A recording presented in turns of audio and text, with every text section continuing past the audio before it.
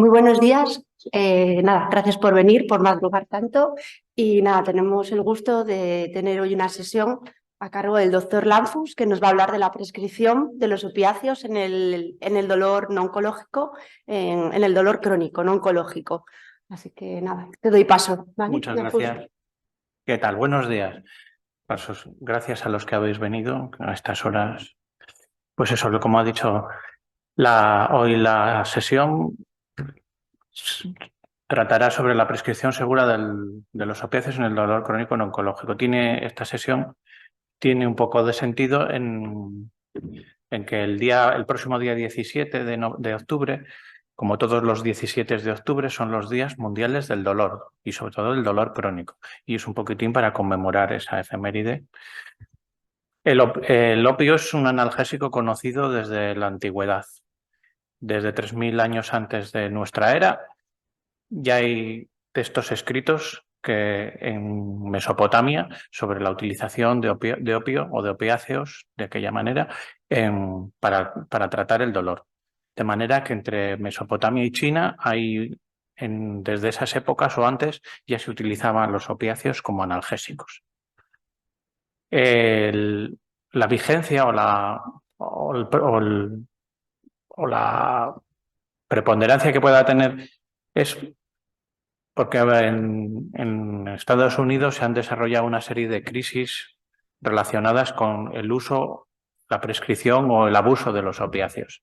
A mediados de los 80 fue la primera crisis que se desencadenó por unas campañas publicitarias y de marketing muy agresivas que incluso consiguieron poner en el mercado libre y de libre dispensación fármacos opiáceos que en teoría no eran con un riesgo bajo de adicción.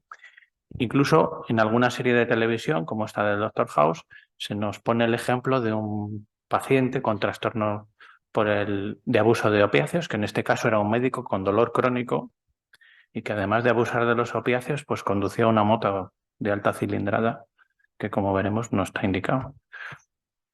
En Estados Unidos, que también son muy amigos de recoger datos y de analizarlos, han podido relacionar muertes por sobredosis con el incremento del consumo de opiáceos. Estas muertes por sobredosis se han disparado en los últimos 10 años de forma casi exponencial. Y en los últimos 3-4 ha sido un incremento brutal.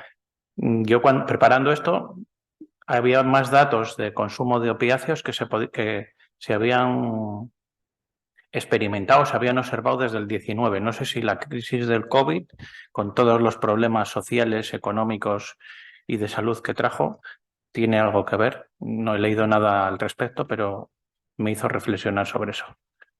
Actualmente, y desde el punto de vista casi sensacionalista, estamos viendo últimamente en los medios de comunicación lo que llaman la crisis del fentanilo, la droga zombie, pero que tiene más que ver con una utilización del fentanilo como una droga de abuso y de uso ilegal que como un problema que se haya creado desde el sistema sanitario con la prescripción. Sí que hay algún caso de pacientes que a través de la prescripción de fentanilo han experimentado problemas de adicción o problemas de salud, pero lo que estamos viendo ahora en los medios de comunicación tiene que ver con que el fentanilo es un fármaco que es muy barato de producir y muy sencillo de producir. No nos olvidemos que también el opio en otros momentos de la historia, en el siglo XIX, por ejemplo, como han desarrollado o como dejaron escrito los novelistas, sobre todo ingleses del siglo XIX, Dickens, Conan Doyle, Lovecraft, los locales esos donde se fumaba el opio y donde la gente se inhalaba el opio en este tipo de pipas muy característico, que se podían pasar allí días abandonando familia, ocupaciones, y producía un cuadro muy característico de somnolencia, de incluso dejaban de comer y se quedaban caquéticos. En España no hay datos sobre mortalidad oficiales relacionadas con los opiáceos, pero sí que se recoge el consumo de fármacos a través de receta. Y esto es una tasa de prescripción de fármacos definida por dosis diarias por 1000 habitantes y día, y se ve como del año 2010 al año 21, en 10 años, 11 años, se ha duplicado la tasa de prescripción de opiáceos. Los fármacos más consumidos o más prescritos son el tramadol, paracetamol, y el resto de los fármacos pues no lo representan por debajo del 10% de la receta. Si vemos también la encuesta de uso de drogas en las enseñanzas secundarias en España, en la que refleja el consumo de opiáceos tanto por receta como por abuso, vemos que el 2%, prácticamente el 2% de la población entre 14 y 18 años que está en enseñanza secundaria ha consumido opiáceos alguna vez, bien sea por receta o por abuso. Y que han empezado el consumo, su contacto con los opiáceos ha sido en torno a los 15 años, siendo los hombres o los chavales los que más consumen, casi el doble de opiáceos. Esto también, al ver estas estadísticas, me llamaba la atención que no hay estadísticas, dado el fracaso escolar que hay en España, los que no están en este sistema de educación secundaria, que son chavales que socialmente están más deprimidos, probablemente sea superior el uso de opiáceos. Claro, todo esto crea una alarma social y las distintas sociedades científicas y organismos crean sus guías de práctica clínica, los canadienses, la europea, los alemanes. En España la SENDOR ha hecho una muy reciente. En España tenemos una del Ministerio de Sanidad del año 2015 que están actualizando actualmente, pero que no terminan de hacerlo. Pero todas copian las guías del CDC. Y además está, que sobre todo es con la que he vertebrado la sesión esta, es la última que ha sacado, que es muy extensa, con una revisión bibliográfica muy bien currada y establece, pues como todas las guías, una serie de recomendaciones que más adelante hablaremos. Bueno, ya entrando dentro del tratamiento, como todo, siempre para empezar el tratamiento del dolor, hay que empezar estableciendo un perfil del dolor, mirar a ver dónde puedes meterlo, idealmente si es nociceptivo, neuropático o nociplástico, y valorarlo mediante escalas validadas que te sirven también para ver un poquitín cómo va evolucionando tu paciente con las intervenciones que le hagas. Estas escalas pueden ser desde las simples EVA visual analógica o numérica analógica, la MAGIL, que es muy completa, el BPI, que también tiene pocos ítems, y después hay unas escalas específicas del dolor neuropático que también son relativamente sencillas de hacer en consulta. También, otro de los principios que tiene que haber cuando planteas el tratamiento del dolor es que hay que partir de objetivos realistas. Un alivio del dolor, de la mejora de la calidad de vida o mejora funcional del 30% o más ya es un punto de partida realista y un objetivo bastante bueno. También hay que informar o dejar que el dolor cero, en la mayoría de los casos, va a ser muy difícil de alcanzar. Y es a través de la mejora funcional, más que de la sensación del dolor, la mejora funcional es la que nos va a mejorar la calidad de vida y la sensación de dolor. Y esta mejora funcional, a través de varios ensayos clínicos y estudios que se han publicado, se alcanza mediante el ejercicio físico y la actividad física regular.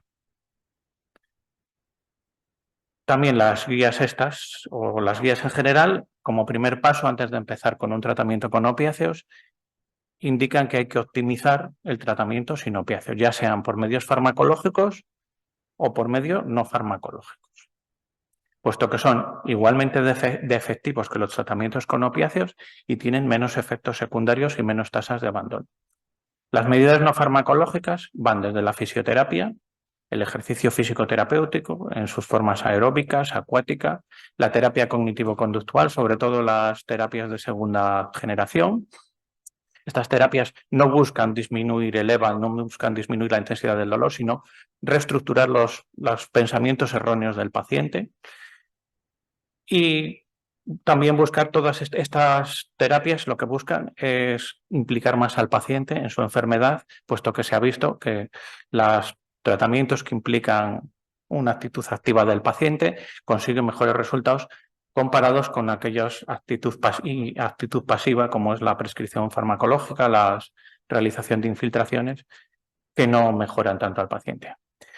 Este tipo de terapias, tanto la terapia física como la psicológica, mejoran y previenen la clínica depresiva, que también colabora con la mejora global del paciente. La eficacia de estas intervenciones es moderada o baja, pero tienen pocos efectos secundarios y no tienen unas tasas muy altas de abandono. Los fármacos no opiáceos también tienen una eficacia global moderada baja, pero sí que tienen efectos secundarios. Y si a pesar de todo esto seguimos pensando que nuestro paciente o por los resultados necesita los opiáceos, tenemos que valorar la eficacia de los opiáceos, los efectos secundarios y sus complicaciones. En general, las guías de práctica clínica lo que no encuentran suficiente evidencia clínica para establecer que los opiáceos tengan un efecto beneficioso a largo plazo. Y sí que encuentran que tienen un incremento de las complicaciones graves que son dosis y tiempo dependientes. Cuando se comparan los opiáceos a corto plazo comparados con placebo, corto plazo, unos 6 meses, se ve que la eficacia analgésica en las escalas de 0 a 10, en este metaanálisis de casi 20.000 pacientes, se ve que la mejora analgésica es muy pequeña y con una alta heterogeneidad, lo que quiere decir que el resultado puede haber otras variables que estén por ahí. Cuando se compara también el placebo con la respuesta al dolor, una respuesta del 30% o más, también se ve que es una respuesta baja. En cuanto a índices de calidad de vida, sobre todo la más utilizada es esta, la SF36, sí que se ve una mejoría de la calidad de vida de los pacientes tratados con opiáceos frente al placebo. En la calidad del sueño, también la calidad del sueño es una calidad del sueño que es moderada. Y lo que se ve es que en cuanto al tipo de dolor, el dolor neuropático es el que mejores resultados presenta frente a placebo. Para resumir, tratamientos a corto plazo parados con placebo, el efecto sería bajo o moderado y el mejor efecto se consigue para el dolor neuropático sin haber podido establecer qué tipo de opiáceo o mecanismo de acción es el que más reduce el dolor o mejora la calidad de vida del paciente. En cuanto se compara a corto plazo opiáceos con no opiáceos, aquí ya la reducción del dolor pierde la significación estadística. El único grupo que se salva, que produce algo de mejora estadísticamente significativa, por muy poco, son los gabapentinoides.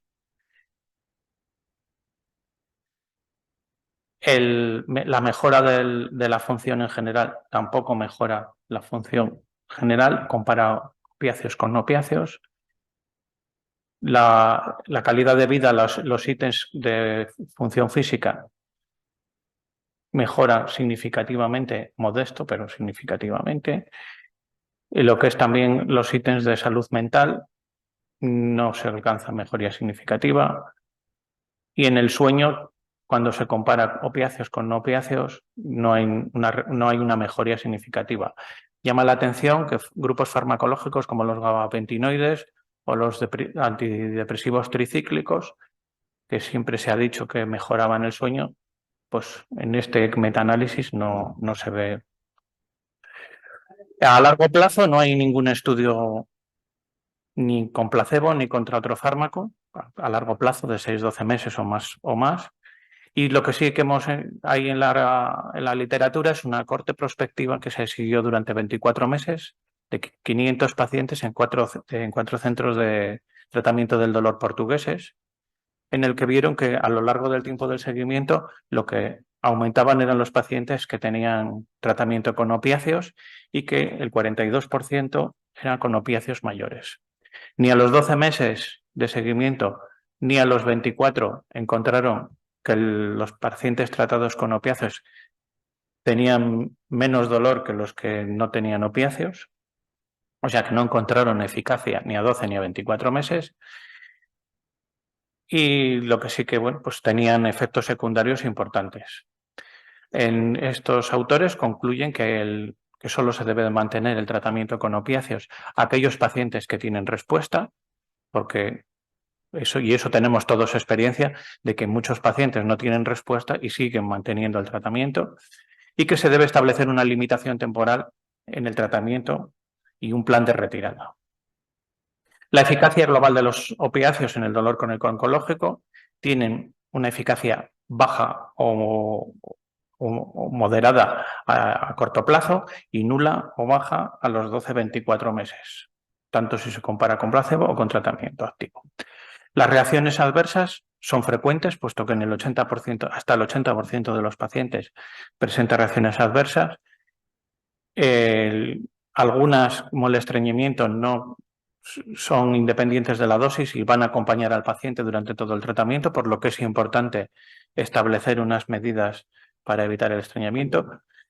Las náuseas, vómitos y somnolencia también son frecuentes, pero se llega a producir un efecto de tolerancia.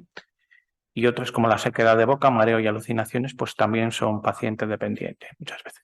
Se han descrito también alteraciones neuroendocrinas, aumento del riesgo de las fracturas, aumento del riesgo cardiovascular, y en algún estudio de corte se ha visto como tratamientos con dosis por encima de 20 miligramos equivalentes de morfina y día, ya hablaremos cómo es esto, aumenta la tasa de accidentes de tráfico. Y por tanto, es por lo que tanto en ficha técnica como por estos efectos hay que advertir al paciente de que no se puede conducir. De hecho, si dan positivo en un test de drogas, la multa es una sanción reglamentaria, es positivo, multa. No se puede evitar con un informe médico, no se puede conducir con tóxicos en sangre. También se ha descrito episodio de inmunosupresión en los pacientes en tratamiento con opiáceos. Hay estudios de casos y controles en los que describieron un aumento de la enfermedad neumocócica invasiva, que era casi dosis dependiente. Aumentaba el riesgo cuanta más dosis recibía el paciente. En un estudio, también en una cohorte de pacientes con sepsis que habían recibido opiáceos durante el ingreso, no de forma crónica, sino una exposición a opiáceos durante el ingreso por sepsis, se vio que tenían más riesgo de infección por gram positivos y por hongos y aumento de la mortalidad. Un paciente que ingresa por sepsis o subséptico no es extraño que reciba opiáceos, puesto que en algún momento puede precisar intubación o puede precisar sedación, y en los esquemas de este tipo de tratamiento de sedación lleva un opiáceo. También a nivel poblacional, en cuatro estados del sur de Norteamérica, se ha encontrado una correlación. Una correlación no es causalidad, pero marca una tendencia entre mortalidad por todas las causas y exposición a un tratamiento de hidrocodona o de oxicodona. También otra cohorte en pacientes tratados de forma crónica con opiáceos, incluso tras ajustar la GC-recio, encuentra un aumento significativo de la mortalidad en aquellos pacientes tratados con opiáceos de forma crónica. Después tenemos también el trastorno por abuso de opiáceos, que en principio parece ser que se desarrolla, es tiempo y dosis dependiente, de manera que se establece que como factor de riesgo 30 días de tratamiento y aumento de la dosis. El otro día comentaba un compañero que había recibido en algún momento por algún proceso opiáceos durante corto tiempo, pero a dosis muy altas, que había desarrollado un mono. Bueno, pues a pesar de todo lo anterior, decidimos iniciar el tratamiento, ¿no? Tenemos que tener en cuenta que hay un especial atención a grupos de población especialmente vulnerables, que son las personas mayores, las pacientes que tienen insuficiencia respiratoria y apnea del sueño, que empeora esa condición, la insuficiencia renal y la insuficiencia hepática, sobre todo cuando utilizamos fármacos que se aclaran por esas vías, pacientes que estén en tratamiento, que no es extraño, con benzodiazepinas, consumidores de alcohol y otros depresores centrales, puesto que son fármacos que se potencian mutuamente. Vuelvo a insistir en el riesgo de que hay que advertir que no se pueden conducir vehículos de motor o actividades peligrosas, como manejar motosierras, subirse a un árbol, y estos son particularmente peligrosos, sobre todo al inicio del tratamiento. La valoración del riesgo de adicción tiene que ser individualizada del paciente y su medio. Las listas de comprobación rápida de riesgo de adicción que en algunas guías de tiempos pasados aparecían, parece ser que no son eficaces para el diagnóstico precoz del riesgo de adicción. Establecen como una evidencia de categoría A, que quiere decir que todo el mundo, nivel de evidencia tipo 1, que el paciente con antecedente de trastorno por abuso de opiáceos está contraindicado el tratamiento con opiáceos porque favorece la recaída en el abuso. Así como los pacientes, claro, también está contraindicado en los pacientes que tienen abuso de opiáceos activo, que habría que ponerles en tratamiento. Así como también los pacientes psiquiátricos o con ansiedad, depresión y trastorno por estrés postraumático deben encontrarse estables de su patología antes de comenzar un tratamiento con opiáceos. El tratamiento debe de estandarizarse con la dosis, lo que se llama la dosis miligramo equivalente de morfina y día, con una tabla de conversión, puesto que las guías y todas las publicaciones hacen referencia a este estándar. Las recomendaciones también para iniciar el tratamiento es no indicar opiáceos en el dolor agudo, dentro de lo posible, puesto que son la puerta de entrada para que se prolongue el tratamiento, y solo cuando sea necesario, con formulaciones de liberación inmediata, a dosis la más baja posible, a demanda y con un tiempo limitado. En el paciente con dolor crónico oncológico, el tratamiento debe de hacerse también con fórmulas galénicas de liberación inmediata y no se recomienda las de liberación retardada porque aumentan el riesgo de sobredosis. La FDA recomienda la introducción de las formulaciones retardadas en pacientes que se prolonga el tratamiento o que llevan unas dosis equivalentes a 50-60 miligramos de equivalentes de morfina y día. Se debe de iniciar el tratamiento con las dosis más bajas, entre 20-30 miligramos de equivalentes de morfina día, y no hay unas escaladas de tratamiento establecidas por la evidencia. Se ha visto que tratamientos por encima de 50 miligramos de equivalente de morfina no mejoran mucho la intensidad del dolor y sí que incrementan las complicaciones. Se ha visto que hay un efecto plató sobre los 50 miligramos de equivalentes de morfina, por encima del que ya no se va a obtener una mejoría del dolor, solo en algunos pacientes. Y cuando hemos alcanzado esta escalada de dosis, no existe suficiente evidencia para recomendar la rotación de opiáceos en el dolor crónico no oncológico, que era una práctica como muy tradicional, aunque no estuviese validada ni avalada por ninguna evidencia. Los riesgos del tratamiento crónico con opiáceos son dosis y tiempo dependiente. Y incluso la mortalidad por sobredosis también es pacientes que recibían dosis más altas, estaba relacionado con la muerte por sobredosis. También los pacientes hay que revisarlos periódicamente, entre 1 y 4 semanas, se establecen las guías, y si aparecen efectos secundarios no tolerables o no existe eficacia a pesar de la escalada, se debe retirar el opiáceo, y porque no tiene sentido mantener fármacos que no son opiáceos.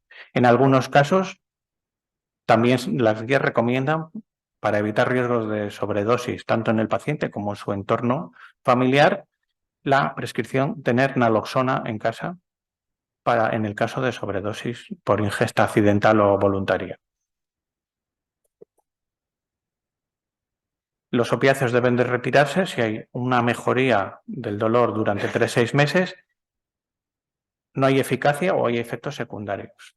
Se deben de evitar las asociaciones farmacológicas con otros depresores del sistema nervioso y la retirada debe de ser gradual. No se puede hacer una retirada brusca de fármacos opiáceos porque en algunos casos se ha visto que, aparte de aparecer la clínica de dependencia física y la exacerbación del dolor, se relaciona con incremento de la tasa de suicidio. La clínica de dependencia física se recomienda tratamiento con clonidina.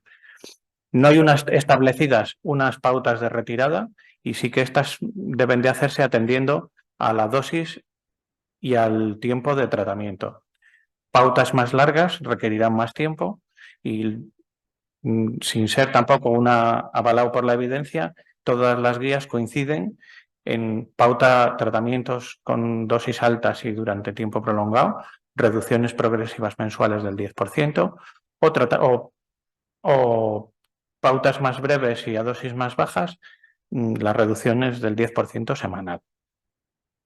Como conclusiones, la categoría A, la guía del CDC, que quiere decir que son aplicables a todos los pacientes.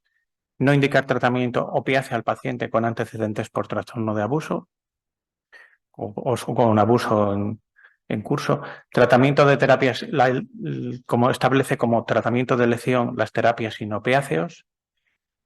El inicio de tratamiento a la dosis más baja eficaz, ya con una evidencia menor. Valoración seguimiento de los pacientes, informar a los pacientes sobre los riesgos y las limitaciones y tener la naloxona en domicilio. En recomendaciones categoría B, que ya serían más individualizadas dependiendo del paciente, maximizar el tratamiento del tratamiento no opiáceo, iniciar el tratamiento con opiáceo solo si el beneficio-riesgo es favorable, prestar una atención cuando hay tratamientos concomitantes con otros depresores y revisar la receta electrónica para descartar que está recibiendo otro tipo de opiáceos o incluso opiáceos menores. Muchas gracias.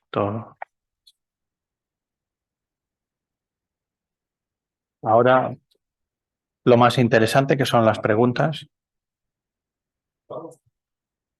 Nada, muchas gracias, Ángel. Creo que es un tema muy interesante y muy de actualidad, como has comentado inicialmente.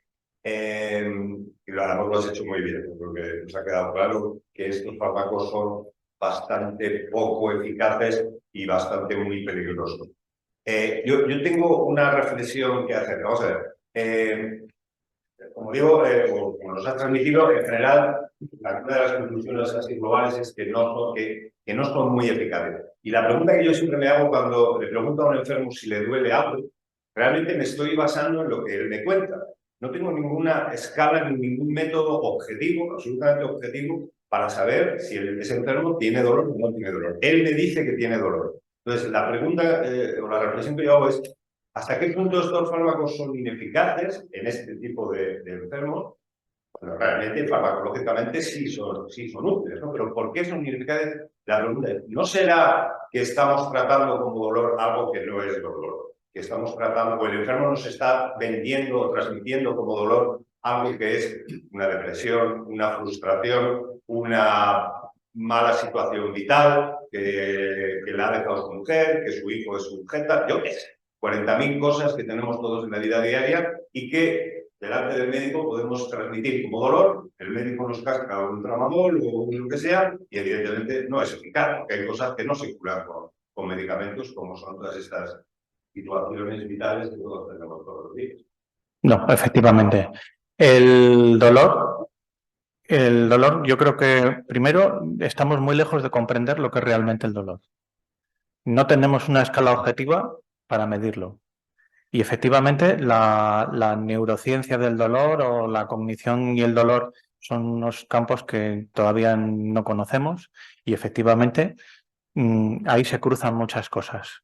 Todo esto se experimenta en el cerebro, en la corteza cerebral, en el córtex prefrontal casi siempre, y ahí es donde se cruzan los caminos de la depresión, la atención, la el mundo emocional y cognitivo, y ahí se mezcla todo, y eso todavía yo creo que estamos muy lejos de comprender qué es lo que ha pasado.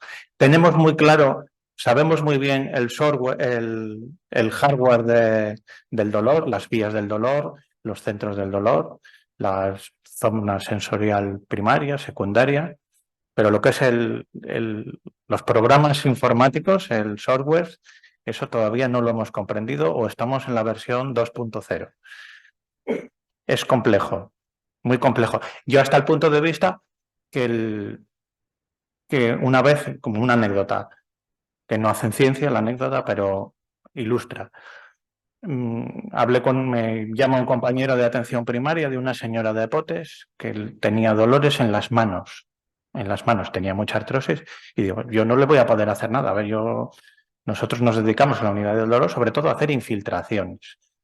La pastilla que le puedo dar yo, se la das tú también, porque está ahí. Bueno, accedí a ver a la señora y la señora sobre todo lo que contaba es que estaba sola. Y yo no sé hasta qué punto, hasta que sé, no sé con certeza, pero sospecho que esa situación de soledad de una señora en Liébana, que sus hijos trabajaban en Santander y vivían en Santander, era el desencadenante de ese dolor tan insoportable de las manos. Y una cosa muy concreta. Me ha parecido entender en una de las primeras diapositivas que has puesto que los opiáceos van especialmente bien o resultan especialmente favorables en el dolor neuropático. Eso dice la revisión de... Comprende, porque siempre cuando pensamos en el dolor neuropático nos vamos a los coadyuvantes, a los gabapentinoides que has dicho, etcétera, etcétera. Y resulta que estos son eficaces. Pues esta es una revisión que es en la que se basa, se apoya mucho la guía esta norteamericana. A ver.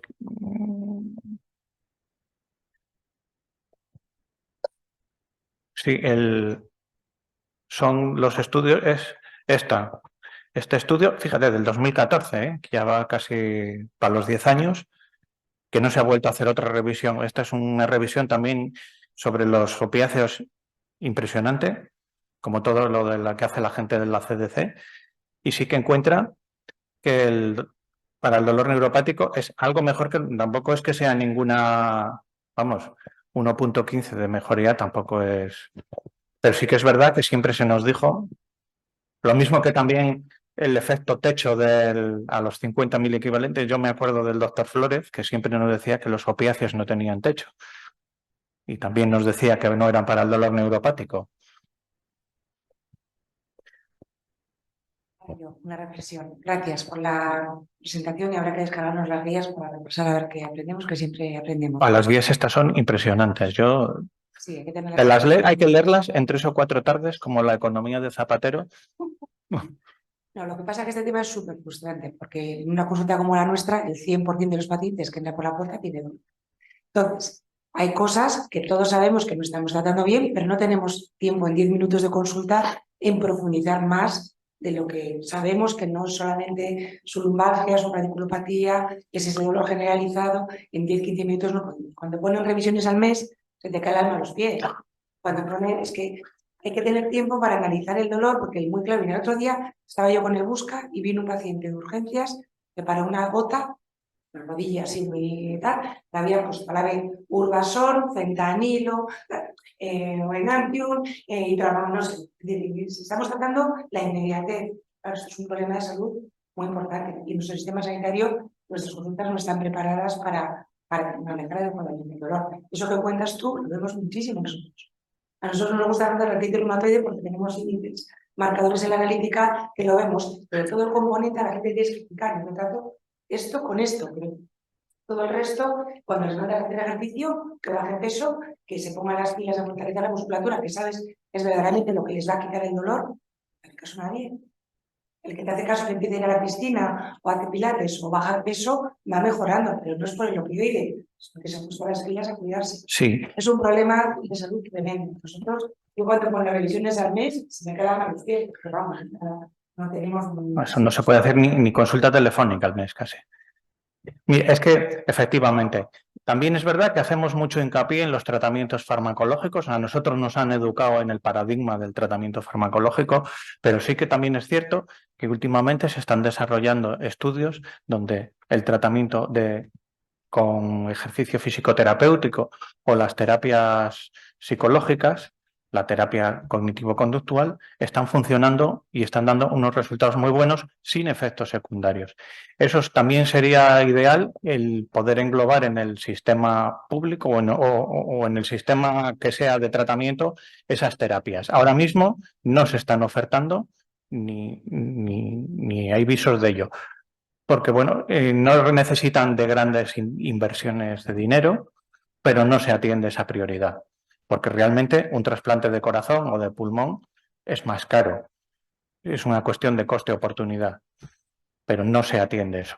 De todas formas, el dolor crónico yo creo que está muy poco atendido porque son unos pacientes que no hacen lobby, no están asociados. Si os fijáis, hay los de la artritis reumatoide, los del lupus, los de la fibromialgia.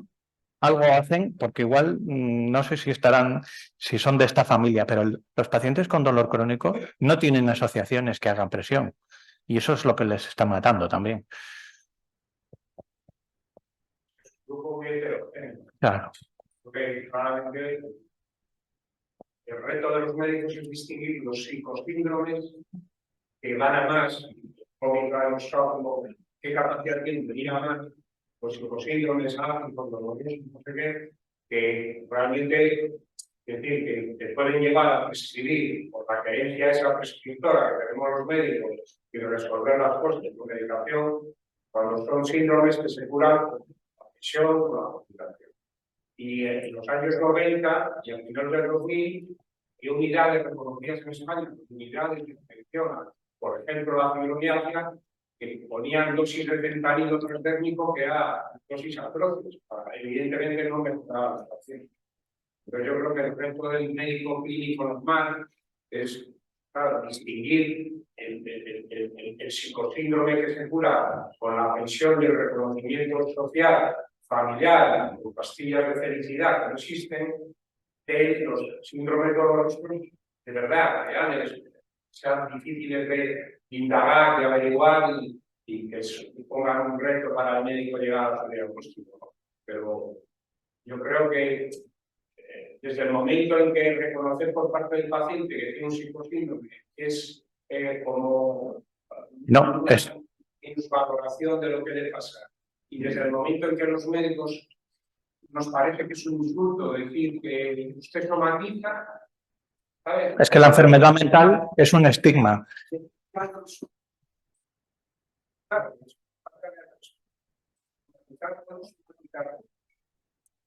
No, somatizar.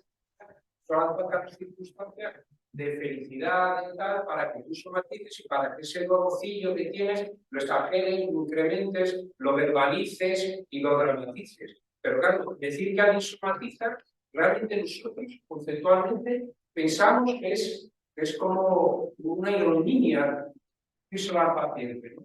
No es somatizando. Somatizar no es falsear la realidad, inventar, no es somatizar, es sentir molestias, sentir dolores que no tienen una causa física orgánica, por mucho que haya muchos expertos en el mundo empeñados a buscar las razones de por qué el COVID persistente sigue existiendo al cabo de 2 años de tener COVID, pues no se encontrarán. Se sacará punta al lapicero que no dará para sacar los puntos. ¿Sabes? Entonces, claro, yo creo que realmente es muy heterogéneo el dolor, es muy heterogéneo los síndromes dolorosos. Para incluso, ¿sabes? Sistematizar tu abordaje terapéutico. Es que, bueno, decirle a algún paciente que está somatizando en esta sociedad actual es estigmatizarle. Entonces, es estigmatizarle, o él piensa eso, porque somatizar también es cuando uno tiene una gastroenteritis, vomitar, porque estás somatizando. Decirle a un paciente que está somatizando efectivamente es como dicen, me está diciendo que estoy loco, ¿no? Está somatizando. Que me estoy inventando. No, el dolor también tiene un estigma social. Es el de que alguien que está loco o que está simulando. El dolor es muy complejo, y muy frustrante, porque no hay gente que de ninguna manera consigues mejorarle y hay otros que sorpresivamente o no sorpresivamente se curan. Casi siempre se curan más los que tienen un motivo para curarse. Incluso, sí.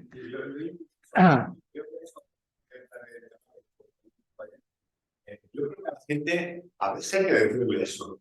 Hay que decirle, usted no tiene nada físico. Usted lo que tiene es una fatiga crónica, tiene una fibromialgia. En mi experiencia personal, a lo mejor no estamos del todo de acuerdo, pero en mi experiencia personal, muchas veces la gente se queda muy tranquila y dice, joder, ya sé lo que tengo. Ahora ya me voy a Google y miro y la fibromialgia, ya sé lo que pasa. Pero es tan peligroso el sobrediagnóstico como el diagnóstico, y hay mucho hermetismo, hay mucho tensionarme, pues hay mucha gente que no la tiene, y luego tienes a cosas que tiene dolor en el pecho y que tiene fibromialgia conmigo, y te mueres de infarto. Ese es un mal médico. Eso es un mal médico, un mal sistema. Entonces, esa no es una... Ese es un mal médico. Lo que se pone, sí, mucho sobrediagnóstico. La fibromialgia, la fibromialgia y la fatiga crónica tienen unos criterios diagnósticos establecidos por la CDC y es una enfermedad igual que el cáncer de pulmón, igual que...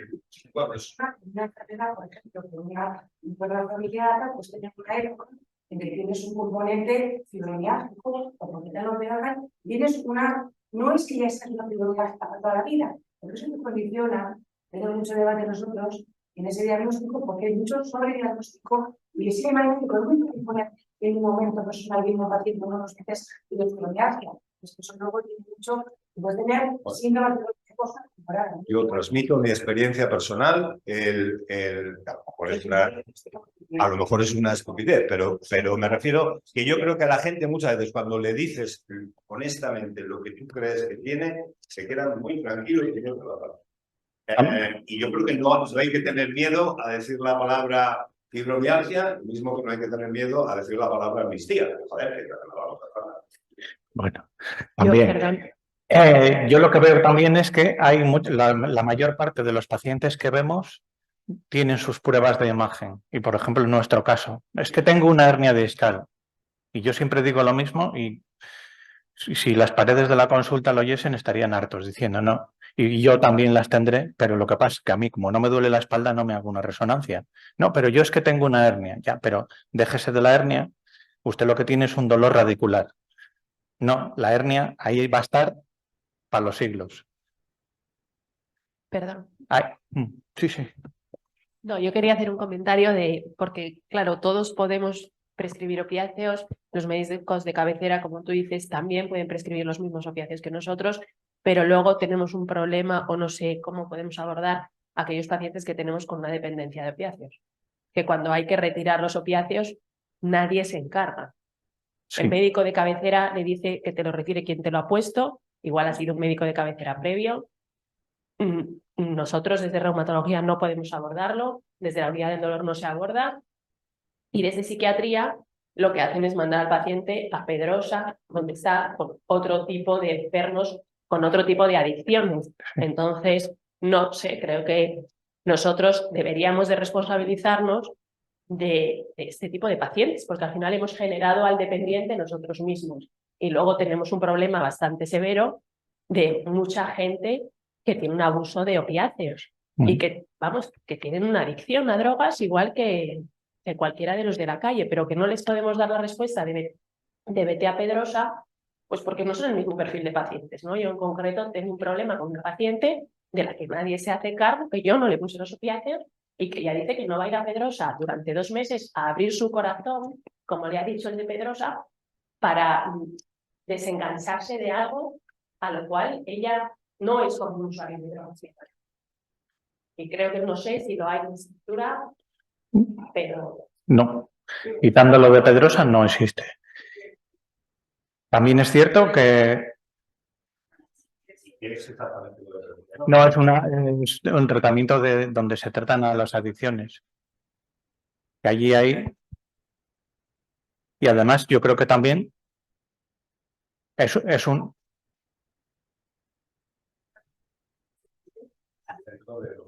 Exactamente. Hombre, también tenemos un segmento de la población muy importante adicto a las benzodiazepinas y tampoco le damos mucha importancia. Estamos haciendo adictos. No, tienes razón. No, el sistema, nosotros prescribimos los opiáceos, pero no somos capaces de atender esas complicaciones. No sé quién habría que diseñar, porque efectivamente no son pacientes drogodependientes que tengan, algunos igual tienen una problemática social y sí que tendrían que utilizar esos servicios, pero la mayor parte de la gente son que se los hemos creado nosotros y son gente que está perfectamente integrada en la sociedad, que efectivamente el ir allí les sería agravarles el estigma.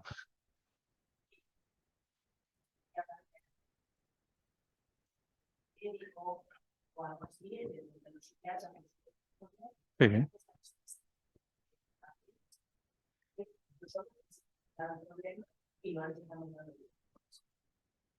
Y sí, además el trastorno por dependencia de opiáceos es muy complejo porque no solo es el síndrome de abstinencia, que bueno, farmacológicamente probablemente sea fácil con la clonidina o otros sedantes, pero es que se produce aumento, se exacerba el dolor, con lo que digamos que parece que va a seguir utilizando otro tipo de analgesia. Es un paciente que no tenemos cubierto. Otro fracaso más de... Entonces hay que verlo como un nicho de oportunidad. Mira, sí. Podemos contratar a través de anestesistas y luego traumatólogos para que hagan esto. Claro. Y hablar con gente que iba a ordenar, Pues sí, sí. Pues nada.